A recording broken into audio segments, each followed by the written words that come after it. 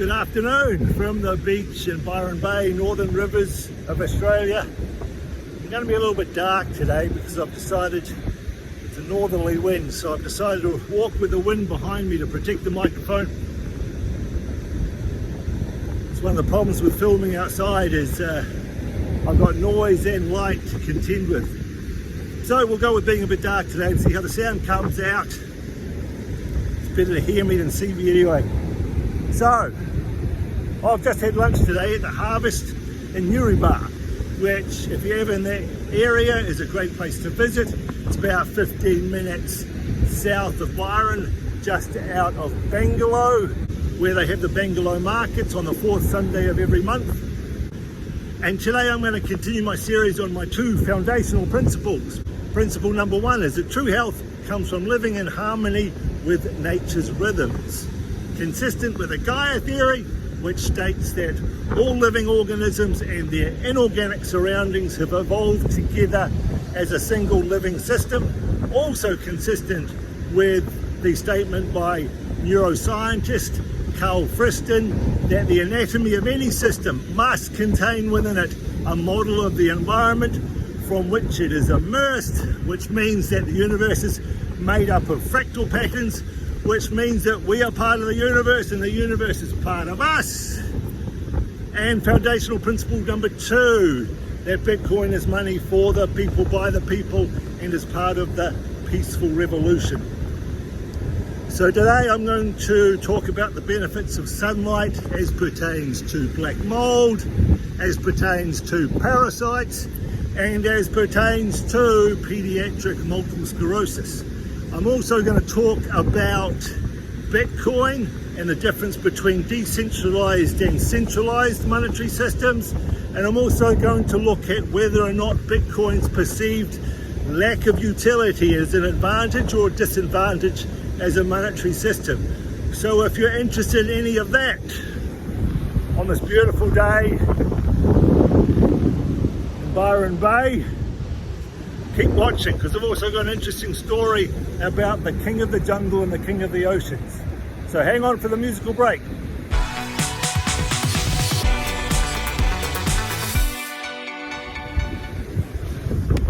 Right, I'm going to try walking backwards as well.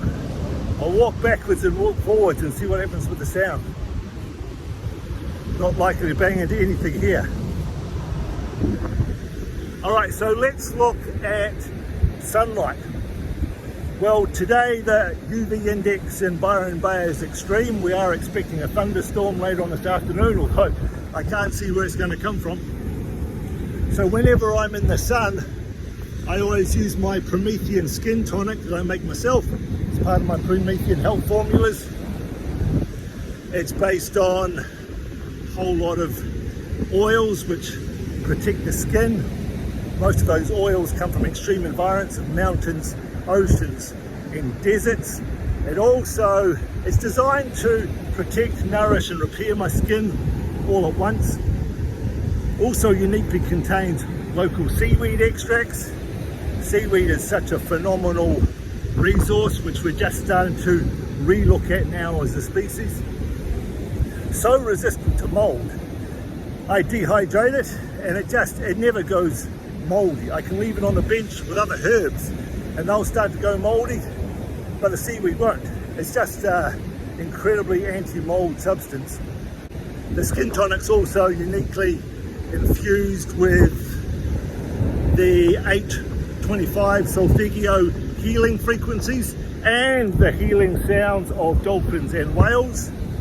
And I'm also have now developed a hair tonic which I'm using to keep my hair in place for once, and also keeps my scalp healthy and encourages hair growth.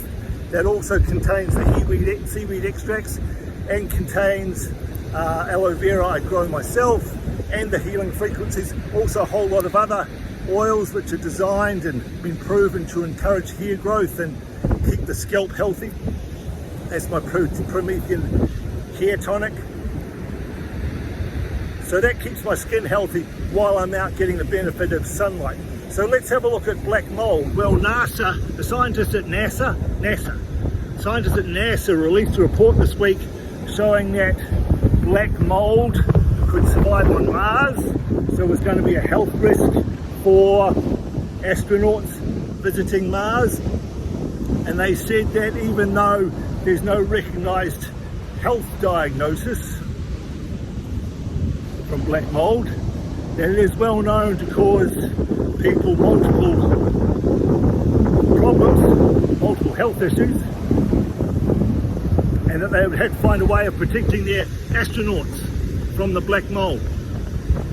Now, so how does sunlight relate to that? Well, sunlight, the UV light in sun, has been well known to be incredibly antifungal, which is why as a kid you would go to the beach and all your fungal skin rashes would clear up while you had your beach holiday.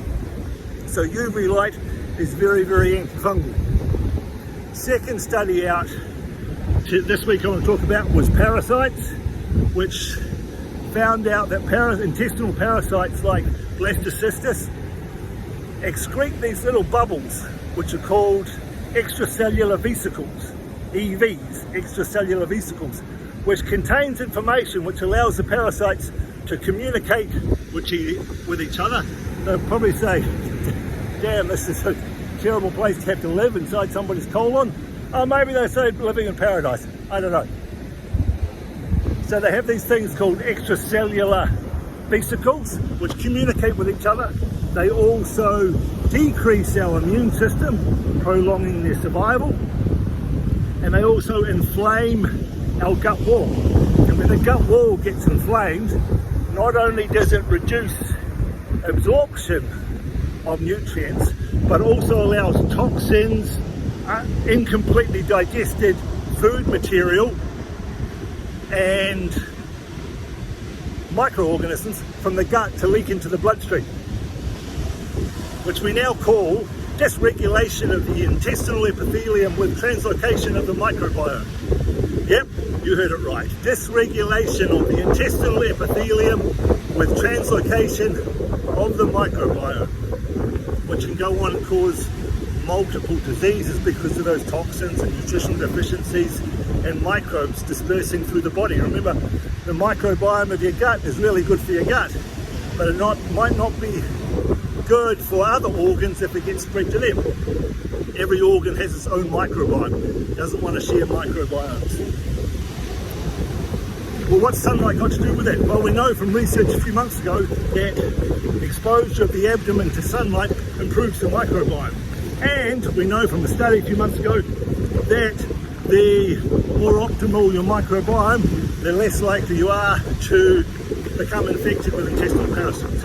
So sunlight on the abdomen for intestinal parasites. And the third study I want to talk about was multiple sclerosis and sunlight.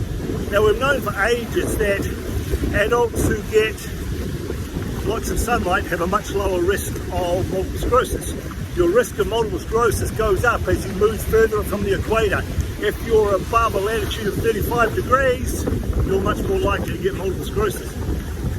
Now, a study just released today has shown that the same applies for childhood multiple sclerosis. That the more sunlight the children got, the less likely they would be to develop multiple sclerosis. Now, interestingly, it had nothing to do with vitamin D levels, which just shows you the entourage effect of sunlight. The sunlight is not just about vitamin D. You get multiple benefits from sunlight. You get, it's called the entourage effect. You get vitamin D, but you also get endorphins and nitric oxide and serotonin and melatonin and a whole lot of benefits we haven't even discovered yet. So good idea to get the kids out in the sun, but again, protect their skin, make sure you get out of sunlight when skin gets pink or hot, and cover up. Remember too, the best protection against sunlight, the damaging part of sunlight, the excessive exposure, is to develop a good healthy tan, because that builds up melanin in the skin, which protects our skin from the excessive sunlight exposure. Right, finally, Julian rocks out there, which I always talk about. Now, I want to tell you a story before I get onto Bitcoin. It's got something to do with Julian rocks, because one of the best dives I ever did was in Palau, which is a small island not far from Guam in the South Pacific. And I was doing this great dive there once called the Blue Corner, which is where two currents intersect and a whole lot of sharks come to play and feed in the currents. But the currents are so strong that we had to tie a rope around ourselves and then onto a big hook and help ourselves into the reef. So we could just kind of float in the currents and watch the sharks swim around. Now, kind of tying yourself up to a reef when it's surrounded by a shark doesn't sound like a very good idea, which I agree with, but it's what we did. And you see the incredible power and beauty of these sea creatures. And it reminds me of, although we think of them as the king of the ocean, probably the orcas that are the king of the ocean, just like the lion is the king of the jungle. And when lions thought to be the king of the jungle because they get to make the kill for feeding. And they then, when they make the kill, they eat the best parts of the animal they have just killed. They leave the leftovers to the wild dogs, which then leave the scraps to the vultures. And then of course the hyenas come along and they evolved to have these massive jaws so they could crack open the bones and feed on the marrow. Now, Homo sapiens at the start of our evolution used to compete with that whole system, and not very well, until we discovered a technology called tools. And that tool was a rock with a sharp edge, which allowed us to smash open the bones and also feed on the marrow. So we didn't have to directly compete with the lions. It's also why oysters, I'm wading out to sea now, get back to land. Oysters became such a great food for us because we found our competition for these little sea creatures on rocks by the ocean was much less than competing for a killed zebra. Now my point is that's a centralised feeding system. The lion gets the best bits and it leaves the leftovers for everybody else, kind of in a pyramidal structure. Now that's what a centralised monetary system is like. And in fact, Japan announced today, as was reported in Forbes, that they want to develop a centralised digital currency, which would be able to, quote, steer public psychology, penalise saving, and supervise monetary withdrawals. So that's a centralised system where the central bank gets to control the monetary policy and the availability of the monetary policy. Bitcoin is a decentralised system.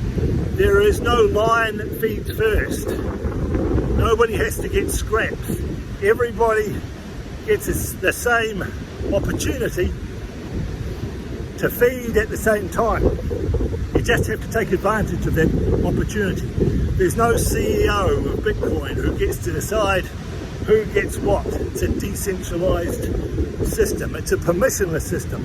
You don't have to ask anybody's permission to be able to buy Bitcoin or sell Bitcoin or own Bitcoin. So it's decentralised and it's permissionless.